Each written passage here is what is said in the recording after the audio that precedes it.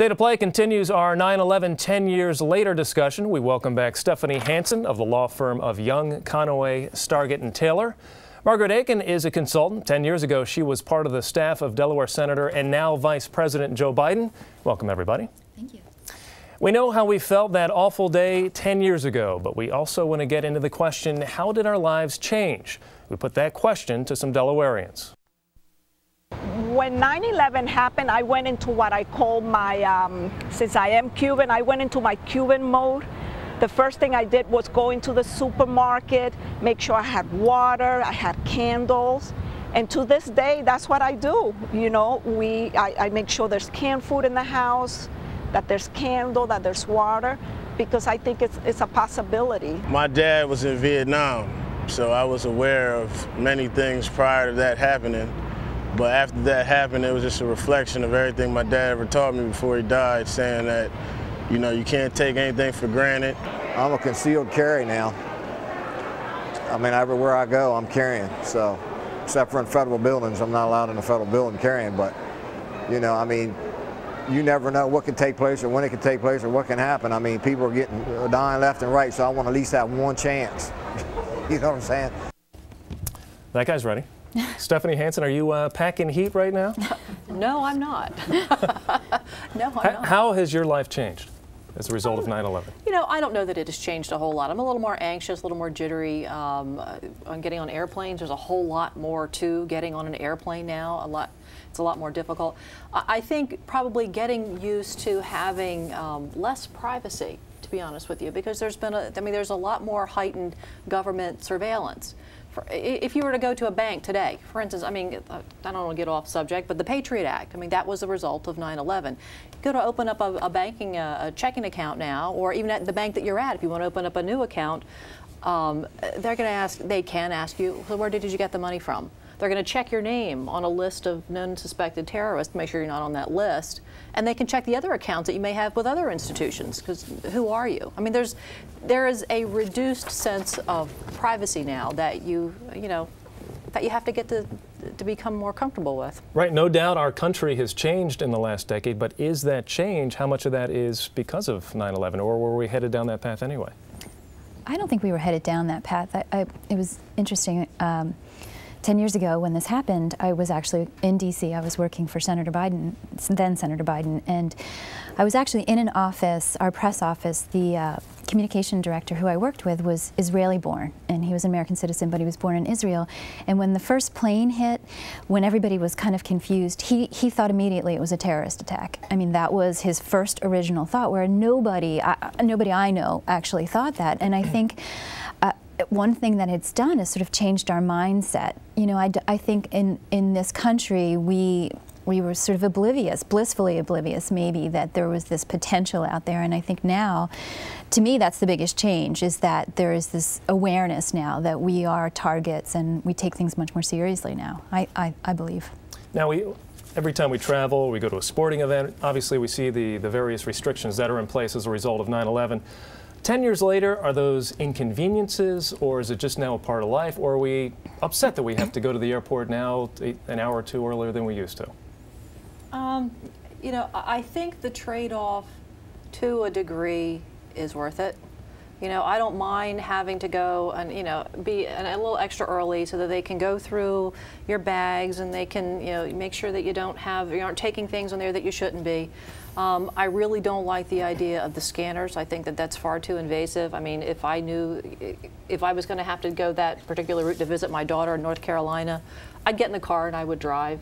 You know, I think to a particular degree we have to get used to that sort of thing, but it's inconvenient and it's uncomfortable. I'm actually glad they do that, though. I mean, I think I'm one of those people that when I sit on a plane and we've gone through all the security, I feel more comfortable knowing that everybody else has gone through it. I mean, 10 years ago, it was you went through a metal detector and they said, has anybody touched your bag? And that was pretty much it.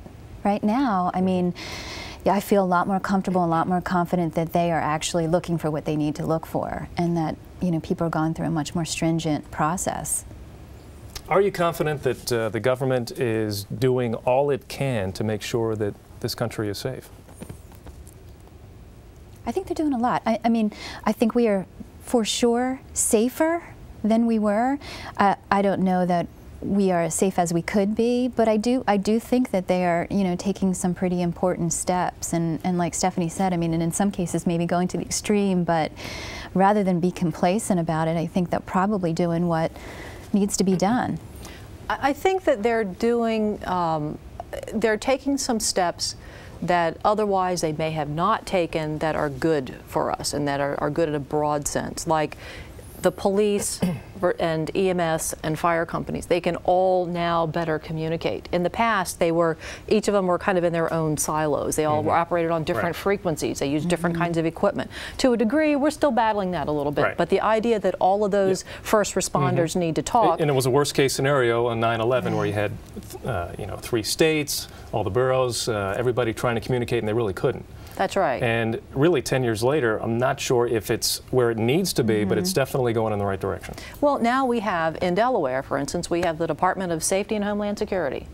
And that was a direct result of 9/11 As in 2001. was the Federal Department of Homeland Security, right? That didn't exist before 9/11, right? And the idea is that it coordinates those different agencies because before they weren't.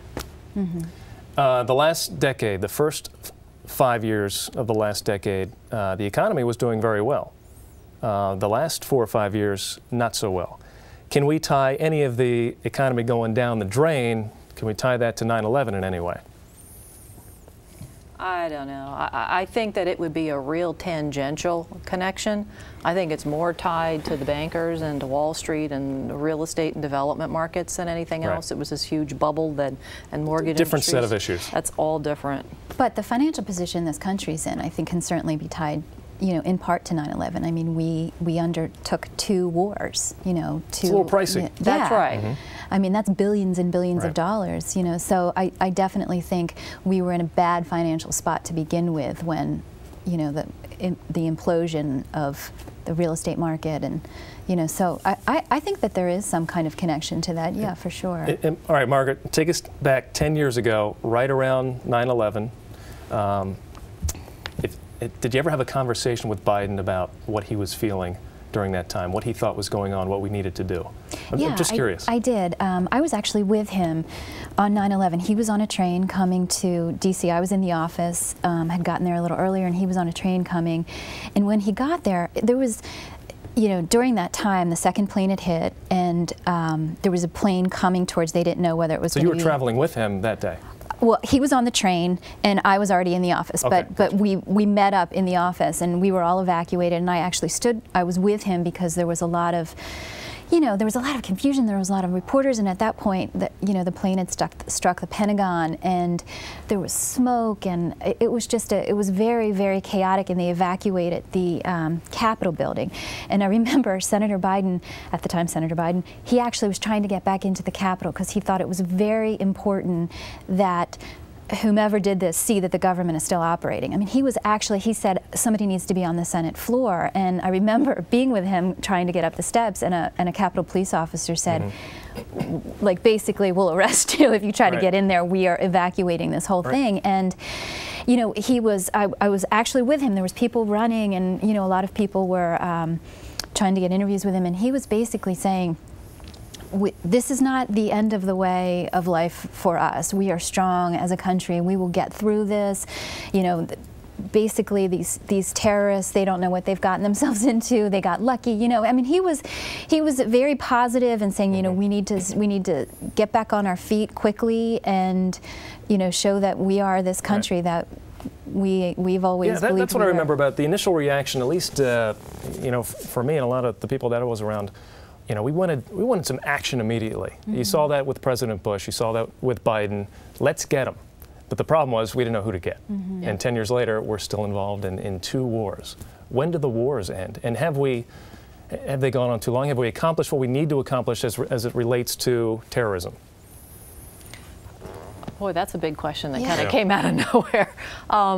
You know, I think that this has gone on for what, 10 years at this point, and there are a lot of people that are very tired of it. My stepson, in fact, had served over in Iraq for a couple of tours and is back. And I think that it's time we come home. I think people are tired of it.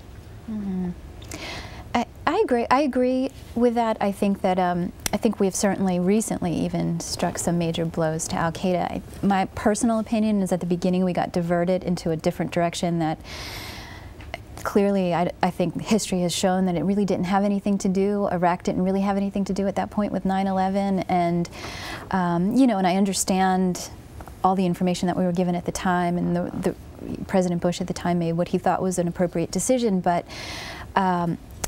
you know, I think probably Afghanistan is where we should have been, and I think recently, you know, with the